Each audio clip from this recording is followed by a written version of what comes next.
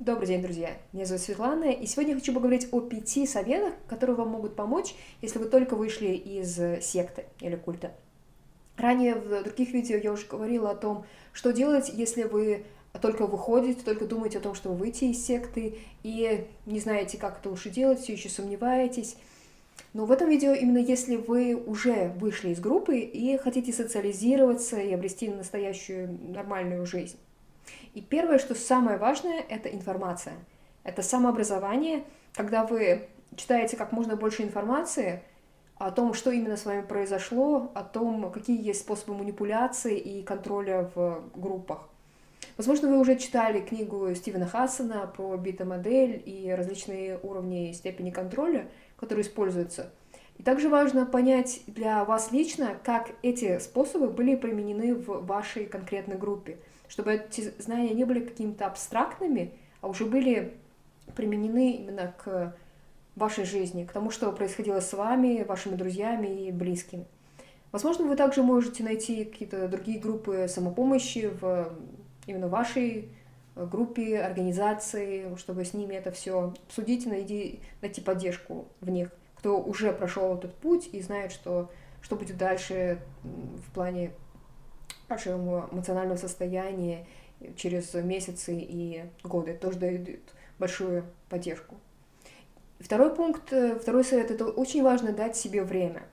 Не торопить себя, как-то не напрягать, не настаивать, поскольку вы пережили очень много за эти месяцы и годы, проведенные в этой группе, поэтому нужно просто позаботиться о себе и дать себе время.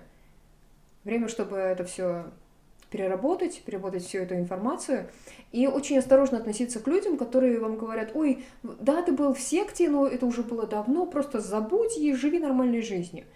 То есть для них это просто, они не знают, как это изнутри переживается, все, что с вами было. И третий пункт – это будьте готовы к флешбекам и сомнениям. Возможно, уже сейчас, когда вы вышли из группы, вы также думаете: а что, если бы я остался? А что, если это все-таки нормальная организация? Да и ребята такие хорошие, которые вместе со мной были. Вдруг я что-то не так понял и так далее. И это тоже нормально. Есть люди, которые они выходят из группы, и они больше никогда не возвращаются, вот просто вышли и все. Но также есть много людей, которые выходят, и через некоторое время они возвращаются, просто общаются с людьми, и они как постепенно выходят из этой группы. Поскольку им также нужна опора в людях. И важно помнить, что у нашего сознания есть такая особенность, что когда время проходит, мы вспоминаем по большей части положительные моменты. Как-то негатив, он сглаживается, и поэтому, когда вы смотрите на то, что было с вами в группе, возможно, вы думаете: о, может, не так-то все и плохо было, может, я преувеличивал.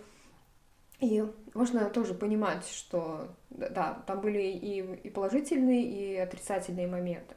Если вы сомневаетесь в правильности своего выбора, также можете почитать еще больше информации о том, какие именно приемы эта группа использовала. И если у вас есть какие-то сомнения, то не нужно их как-то загонять глубоко внутрь, а наоборот обратиться к ним, выписать все сомнения, которые у вас есть, чтобы точно убедиться все-таки, во что мы хотим верить. И стоит ли это того, если вдруг мы хотим вернуться, или же все-таки постепенно самообразовываться, еще больше утвердиться в правильности своего выбора.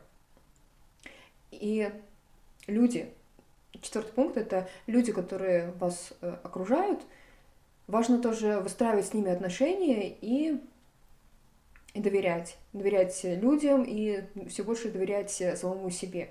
Поскольку у многих людей с этим бывают какие-то сложности, проблемы, но постепенно проверять, кому можно доверять и кому нет, и быть просто честным с самим собой и с людьми.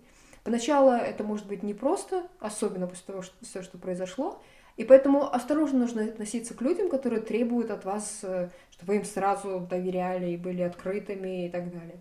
Но здесь же можно просто объяснять человеку, как вы себя с этим чувствуете, что для вас персонально это нелегко, вам нужно время. И понимающие люди, они всегда найдутся. Понимающие люди, они тоже хорошо к этому отнесутся.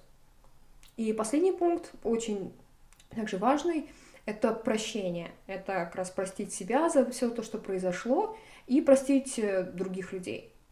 И здесь также можно отметить, что прощение это не значит, что все, что было, это нормально, что люди, которые причинили вам боль и страдания, они молодцы. Прощение это вам нужно в первую очередь, потому что прощение, на мой взгляд, это самый эгоистичный поступок, который вы можете совершить. Потому что если вы прощаете человека, он никогда об этом не узнает, но вы себя освобождаете. То есть вы выходите из этой внутренней тюрьмы, в которой поместили вас люди или когда-то вы сами своими решениями. И вы просто отпускаете эту ситуацию и больше не живете для нее, вы живете для самих себя. И также себя можно простить за то, что произошло, за то, что вы позволили себе обмануть или что-то причинили какой-то вред другим людям. Все это возможно.